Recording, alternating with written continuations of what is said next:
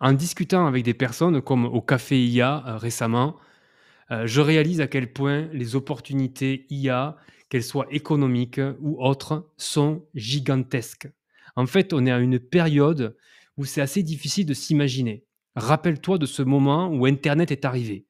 En fait, on n'aurait pas pu s'imaginer de ce que internet allait devenir. Au début, on y allait, on a découvert, qu'on pouvait envoyer des emails. Après, on a découvert qu'on pouvait créer un site internet. Mais ce qui se passait derrière et ce qui s'est passé ensuite, on n'aurait jamais, jamais pu l'imaginer. Et aujourd'hui, on est à ce moment-là et je crois qu'il est important, pour moi comme pour toi, de choisir comment tu veux te positionner pour les 10 prochaines années. Et c'est pas si évident que ça.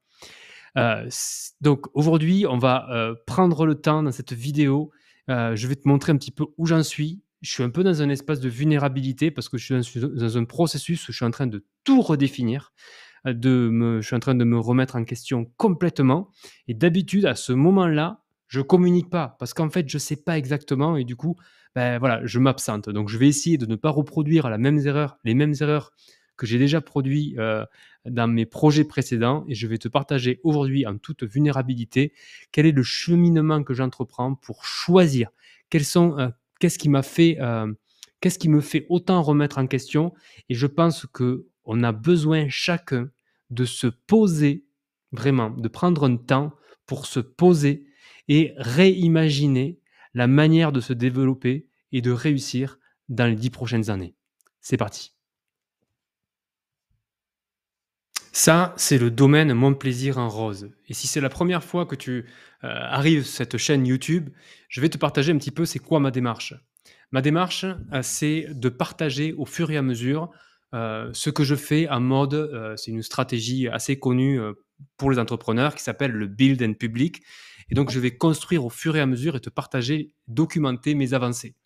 La vision que j'ai, c'est de transformer ce type de lieu comme Mon plaisir en rose. C'est un domaine qui est à 1 heure de Toulouse. Et en fait, j'ai la vision qu'on va avoir besoin dans cette traversée d'adoption, d'appropriation de l'intelligence artificielle, on va avoir crucialement besoin de lieux, d'espaces, d'endroits pour s'acculturer, pour se former, pour créer du réseau, pour créer du business. On va avoir besoin de vivre des événements. Et je suis aujourd'hui en train de me rendre compte que le potentiel, il est si immense que nous aurions même la possibilité de mettre en place des lieux comme ça dans chaque département de France. Je crois intimement que c'est possible. Et ces derniers jours, j'ai beaucoup, beaucoup pensé à cette idée et plus j'y pense et plus je me dis que c'est faisable. Mais aussi, ces derniers jours, j'ai un petit peu souffert d'une douleur à l'épaule, un petit peu comme si j'avais un poids sur mes épaules de responsabilité. Et voilà, j'étais dans un cheminement intérieur aussi par rapport à l'accouchement de cette vision et de ce projet. Je commence tout juste à la partager et je me suis rendu compte que je ne devais pas m'attacher, je ne devais vraiment sortir de la peur parce que en fait, les opportunités, elles sont partout et je ne suis peut-être pas le seul à pouvoir bénéficier de ces opportunités et la vision que j'ai, c'est la vision de la posture de facilitateur. Nous allons avoir besoin de facilitateurs locaux, dans tous les départements de France qui vont en quelque sorte orchestrer les différents acteurs dans le domaine de l'IA et faire le lien de ces acteurs avec les professionnels. Et je me réalise aujourd'hui que dans le grand changement que j'ai besoin d'effectuer au niveau du shift mental, c'est de réunir des personnes qui veulent devenir des facilitateurs IA dans leur secteur d'activité, avec leur public, avec leur expérience et à partir de leur singularité. Donc en fait, je suis en train d'ouvrir complètement le champ des possibles parce qu'en fait, voilà, c'est la dynamique dans laquelle j'ai absolument besoin d'être et je t'invite à toi aussi à ouvrir le champ des possibles parce qu'aujourd'hui, on n'a plus aucune limite technique. Nous pouvons devenir du jour au lendemain ingénieurs dans n'importe quel domaine. Enfin, en tout cas, avoir le soutien d'un ingénieur dans n'importe quel domaine. Et donc, je réalise que la problématique aujourd'hui, elle n'est pas technique. On dit souvent 20% de technique, 80% de psychologique. Et c'est là où ça se joue. Donc voilà, en fait, sur cette chaîne, je te partage tout mon parcours et la vision, c'est imagine être capable de pouvoir acheter un domaine comme celui-ci dans ton département et de pouvoir créer ce que j'appelle une facilitadoria, un espace de facilitation pour accompagner les professionnels à l'ère de l'IA. À partir de ta singularité, de ce qui fait de toi la richesse, de ce qui fait la richesse de ton expérience, de comment tu peux prendre ton expérience, les 10 dernières années, tout ce que tu as fait, tout ce que tu as construit, ou tout ce que tu n'as pas réussi à construire, tous tes échecs, tous tes apprentissages, et juste transformer cela, te repositionner stratégiquement et faire en sorte de lancer une nouvelle activité d'ici le mois de septembre 2025. Et en fait, aujourd'hui, j'ai l'impression d'être seul dans ce cheminement, mais je suis sûr que tu réfléchis toi aussi à te repositionner. Et ce que je suis en train de me dire, c'est que nous avons besoin de mieux nous connaître les uns les autres pour pouvoir travailler ensemble parce qu'il y a beaucoup, beaucoup de boulot.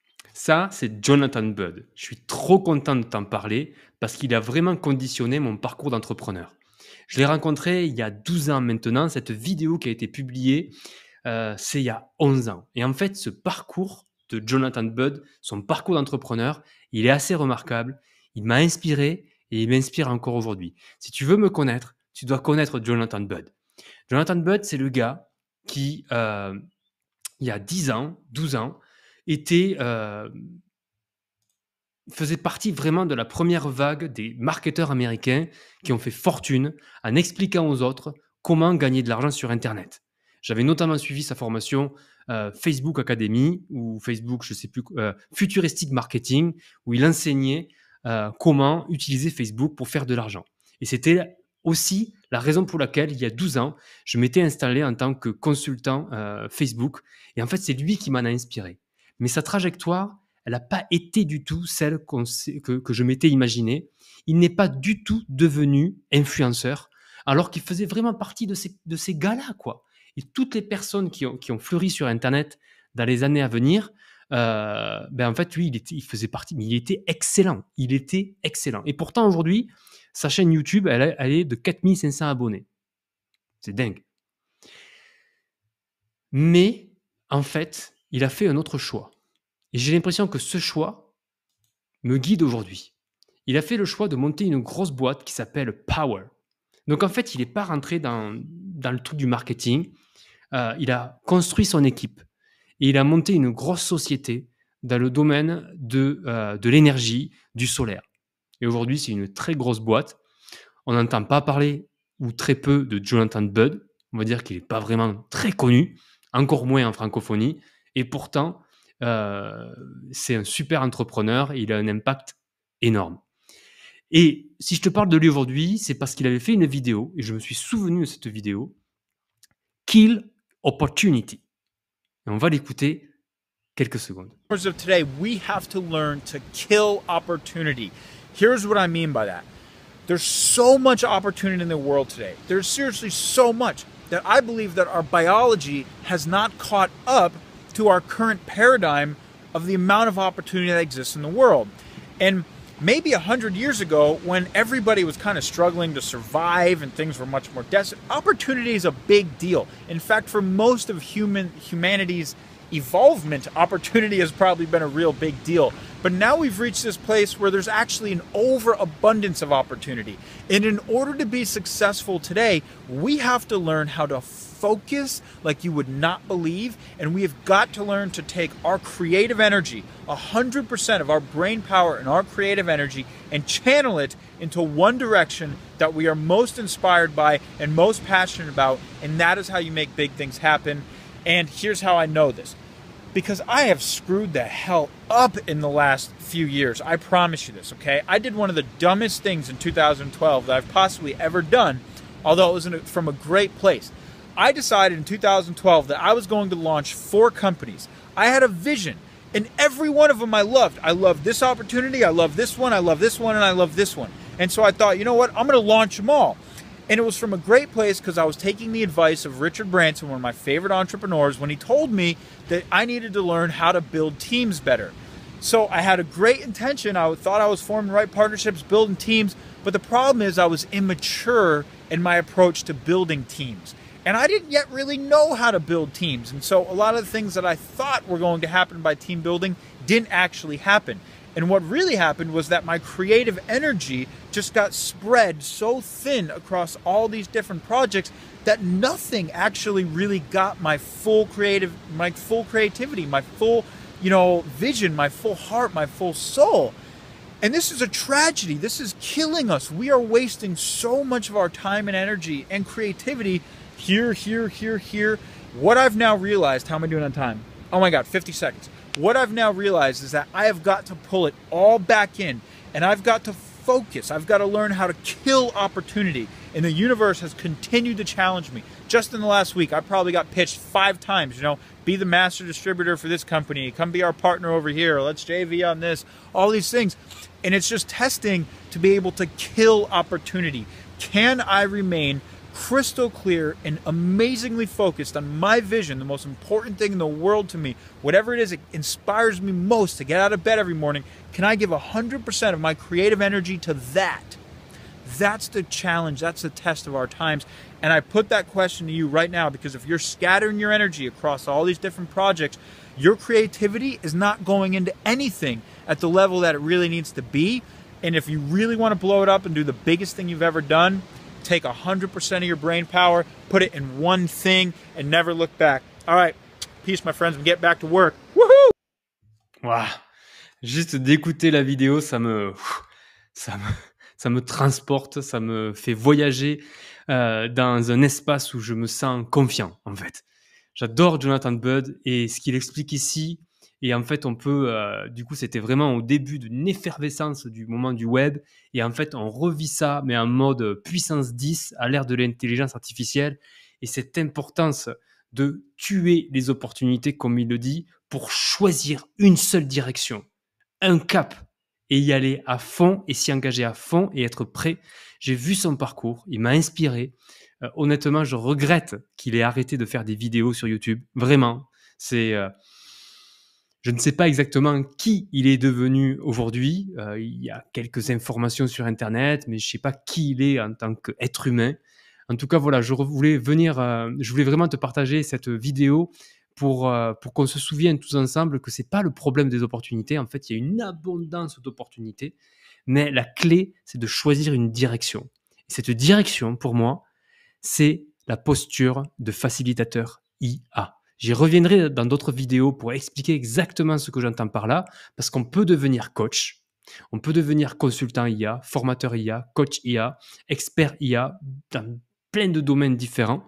Mais moi, ce qui me correspond, et ces 10 années d'expérience dans l'entrepreneuriat, où j'ai vécu beaucoup d'échecs, des réussites aussi, mais beaucoup de difficultés, je me connais mieux aujourd'hui et je sais que je peux m'appuyer sur cela pour construire mon futur succès. C'est sur cette posture de facilitateur IA qui est une vision du futur de l'intelligence artificielle où on va placer l'humain au centre. Et maintenant, je vais te montrer que je ne suis pas le premier à parler de cela.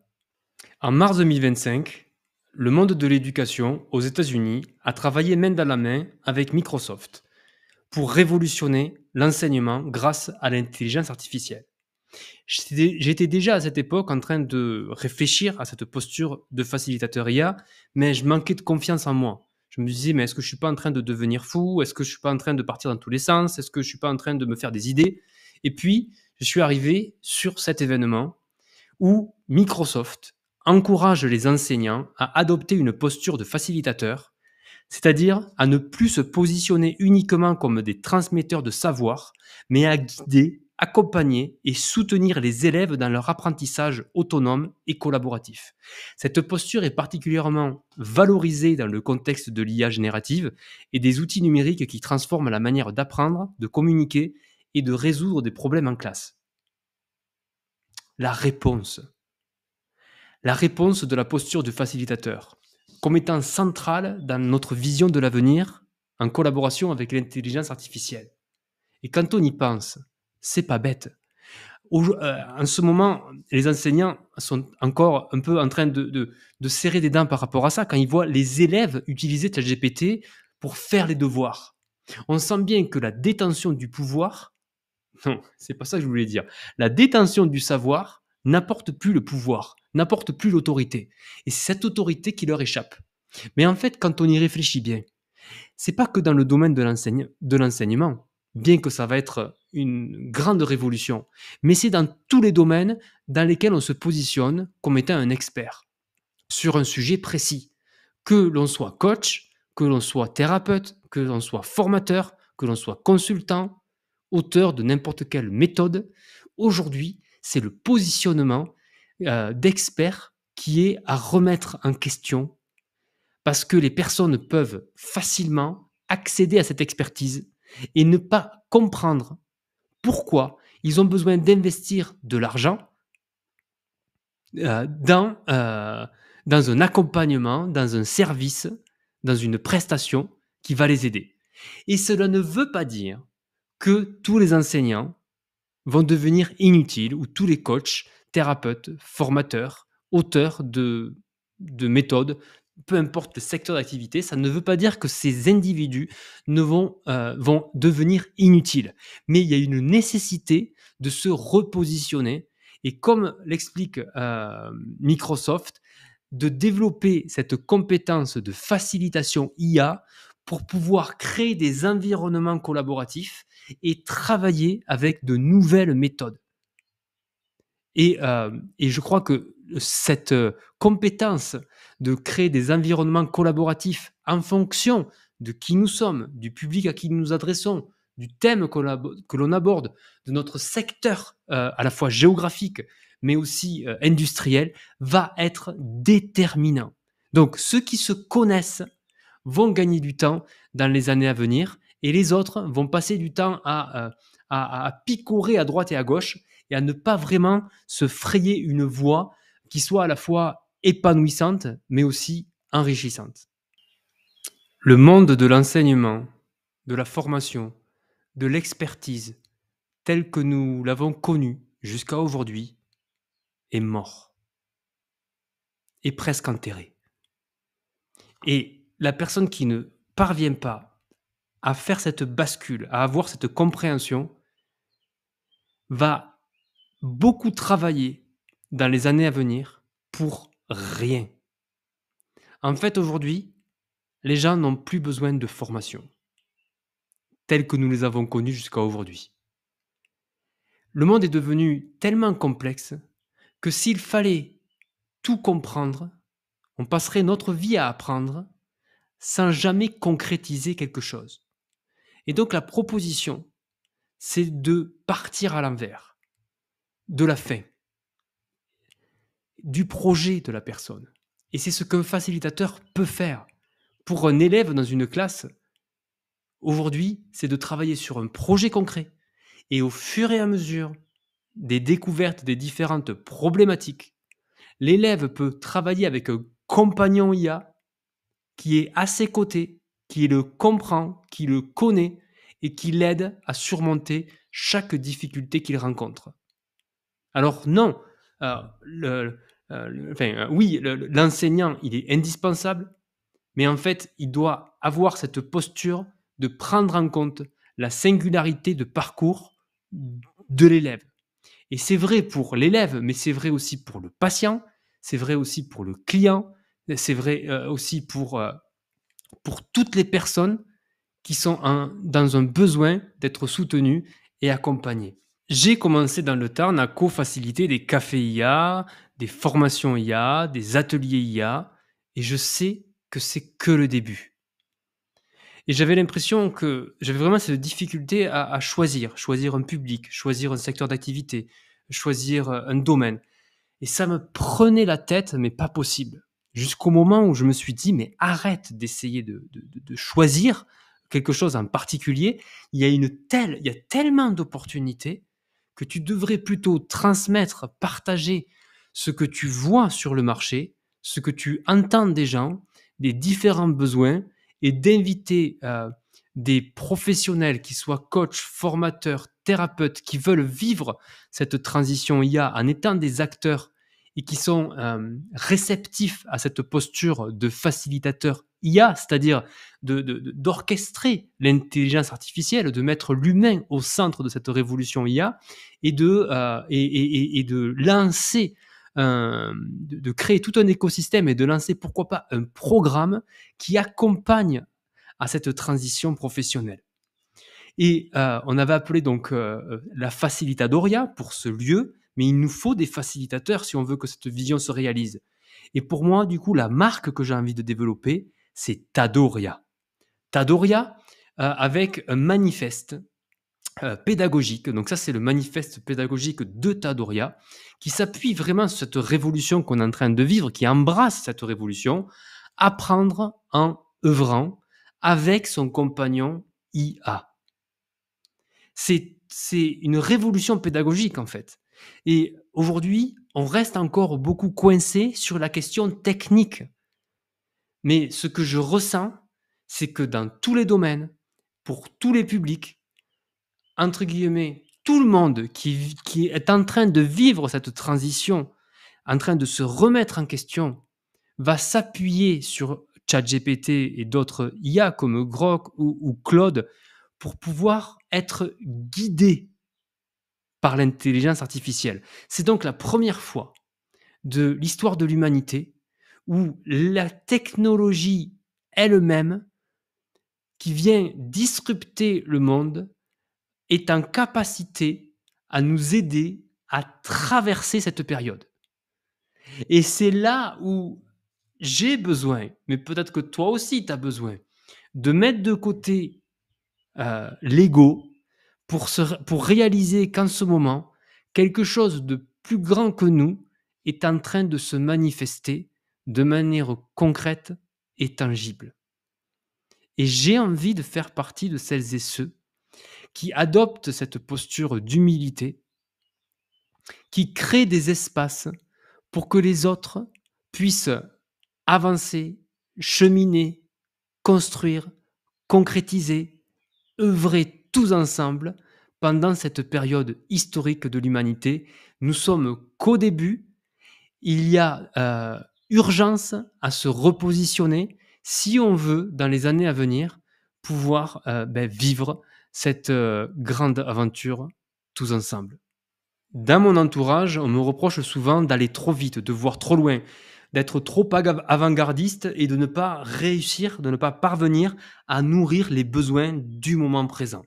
Et c'est vrai que c'est un petit peu une difficulté que j'ai eue dans tout mon parcours d'entrepreneur, notamment quand je suivais Jonathan Budd, qui lui aussi était très visionnaire, notamment sur Facebook, et j'avais suivi sa formation. Donc voilà, je suivis ses vidéos, il avait fait le séminaire Unstoppable Entrepreneur. J'avais trop envie d'y aller, mais j'avais pas pu y aller. Enfin, c'était vraiment... Voilà. Et ce gars, il était vraiment impressionnant. Il m'avait vachement inspiré. Et à ce moment-là, moi, j'avais lancé une agence Facebook. Je faisais partie des personnes qui étaient que l'on pouvait trouver en 2000. Quand j'avais construit le premier blog sur Facebook, uniquement dédié à Facebook. Non, c'était du délire. Mais en fait, j'allais trop vite dans la tête et tout mon parcours d'apprentissage et de sagesse aussi, c'était de revenir au réel. Et voilà, ça. Mais aujourd'hui, je ne veux pas perdre cette flamme de pionnier que j'ai parce que c'est ça qui m'anime profondément. Et je veux en même temps que cela soit bien connecté aux opportunités. Et je vais te présenter maintenant une opportunité. Je ne sais pas si tu l'as vu. TGIM, c'est une nouvelle marque qui vient d'être lancée par Oussama Ammar. Oussama Ammar, si tu ne le connais pas, c'est le gourou des entrepreneurs sur Internet. Quelqu'un que je trouve assez exceptionnel. Pourquoi ? Parce qu'il aborde l'entrepreneuriat avec beaucoup de sagesse et de philosophie. C'est-à-dire que le parcours entrepreneuriat est nourri par quelque chose d'autre, de presque mystique. Et il est en train de faire un move en ce moment assez remarquable puisqu'il a été connu pour avoir lancé de nombreuses startups à succès en France et à avoir structuré l'écosystème des startups en France dans les années, donc toujours pareil, 2010-2012. Et aujourd'hui, il passe à autre chose et il veut se concentrer sur sur la reprise d'entreprise, parce qu'aujourd'hui, il y a un vrai enjeu en France. 70 000 entreprises doivent être reprises dans les années à venir. Et en fait, il n'y a pas de repreneur. Donc, c'est des centaines de milliers d'emplois qui vont être perdus. Et lui, avec Alison, une jeune entrepreneur spécialisée dans le financement, dans l'immobilier, ils ont créé une collaboration pour s'atteler à cette grosse problématique de reprise d'entreprise. Et le principal atout qu'ils mettent en avant, c'est l'utilisation de l'intelligence artificielle qui va en fait réduire les coûts d'une manière colossale. Si je te parle de TGIM, c'est de l'alignement que l'on pourrait avoir. Alors, je ne sais pas si tu es attiré par ce sujet de la reprise d'entreprise. En tout cas, si tu veux devenir facilitateur IA et que tu veux te placer dans un écosystème où on accompagne à la transition, à la reprise d'entreprise, il y a énormément de place à prendre aujourd'hui. J'ai suivi la conférence de lancement et je le sens. Moi, je ne suis pas spécialisé dans la reprise d'entreprise, mais si toi, tu l'es ou tu as un intérêt en particulier par rapport à ça, il va y avoir une grosse demande de personnes qui sont acculturées à l'intelligence artificielle. Et ce n'est pas forcément des gens qui vont être très spécialisés dans l'automatisation, dans des outils très spécifiques. On en aura besoin, mais on n'a pas besoin uniquement de cela. On va avoir besoin aussi de facilitateurs, de personnes qui sont capables de voir les choses dans l'ensemble et de faire le lien dans la relation entre homme et machine, entre homme et intelligence artificielle. Il va devoir falloir des personnes et vraiment de l'humain qui tiennent l'espace pour que les personnes puissent vivre leur transition, puissent collaborer. Et j'ai beaucoup aimé dans la conférence une phrase de Oussama qui disait que la principale problématique, c'était dans une reprise d'entreprise, c'est qu'en fait, il y a tellement de questions juridiques, d'administratifs que le cédant et le repreneur est noyé dans toutes ces tâches à accomplir et finalement ne laisse pas la place à la relation entre le cédant et le repreneur qui fait capoter la plupart des reprises d'entreprise. Ce qui est dommageable. Et l'intelligence artificielle peut alléger considérablement ce fardeau. Et donc, en fait, comme ils veulent se mettre à fond sur ça, je trouve que c'est une idée brillante. Je ne sais pas si ça va fonctionner. Voilà, il y a plein de choses qui peuvent faire capoter ce projet. Mais en tout cas, je te parle de ça parce que rien que dans cet écosystème, il va y avoir un fort besoin de facilitateurs IA, j'en suis certain. Et là, c'est juste un tout petit bout que je te montre. Je ne sais pas si j'ai sous les yeux là. Ah si, je dois l'avoir là. Ah si, c'est dans mon, c'est dans ma conversation ChatGPT Nawak. Ah non, c'est pas là. Non, c'est pas là non plus. En tout cas, j'ai fait la liste. Ah non, c'est là. Ah oui, ça y est, je me souviens. J'avais préparé. C'est ici. J'ai cartographié des écosystèmes IA potentiellement partenaires à Tadoria. Donc Tadoria, on pourrait vraiment accompagner des facilitateurs IA en émergence et les connecter avec des écosystèmes qui accompagnent les professionnels, les entreprises et même des particuliers en réalité dans cette transition IA. Ce rapport, si tu le veux, contacte-moi en MP, je te l'envoie. Je ne sais pas comment te le donner là, mais il y a vraiment, mais c'est une liste absolument hallucinante de tous les besoins en facilitateur IA. Donc après, il peut y avoir différents types de facilitateurs. Il peut y avoir le facilitateur plutôt axé sur la formation, d'autres plutôt sur la stratégie, plutôt sur la médiation, d'autres en fonction de... C'est infini en fait là. Il faudrait vraiment qu'on puisse se poser tous ensemble et que chacun puisse se questionner sur quelle place il veut prendre dans cette révolution de l'intelligence artificielle. Voilà pour cette vidéo qui a été plus longue que d'habitude. Mais ça me semblait être important de faire le point et ma manière à moi d'avancer dans tout ça, c'est de partager au fur et à mesure. C'est de montrer à travers les exemples, les expériences, mon propre parcours, la singularité de mon parcours, qu'est-ce qui est possible de faire, que tu puisses t'en inspirer. Donc là, je vais manger maintenant, je suis en retard. J'avais prévu de cuisiner cet après-midi, je dois aller à Lavore. J'ai une consultation. Voilà, on manque de temps, je sais. J'espère que tu as trouvé de la valeur dans cette vidéo. Je vais continuer à partager ce processus. Aujourd'hui, dans cette vidéo, on a vraiment vu, il y a plein de concepts et je sais que ça peut être un petit peu c'est foisonnant et déstabilisant pour toi. Tu n'as peut-être pas tout compris. Moi, je suis là-dedans. Voilà, j'y passe toute ma vie. J'y consacre tout mon temps. Donc, c'est normal. T'inquiète pas. On va revenir dans les prochaines vidéos sur toutes ces notions, que ce soit la facilitation IA, que ce soit le compagnon IA, que ce soit le développement d'activités à partir de sa singularité. Voilà, il y a plein de thèmes à aborder. Je crois que je suis là pour au moins une dizaine d'années à parler de ce sujet-là. Je suis content, j'ai trouvé j'ai trouvé ma voie, j'ai trouvé mon truc. Si tu as des questions, des interrogations, n'hésite pas à me les poser en commentaire, à me dire ce que tu penses de ce format, de ce que tu aimerais voir, de ce que tu as aimé, de ce que tu as moins aimé. Et on se retrouve la semaine prochaine pour une prochaine vidéo. Today, we have to learn to kill opportunity.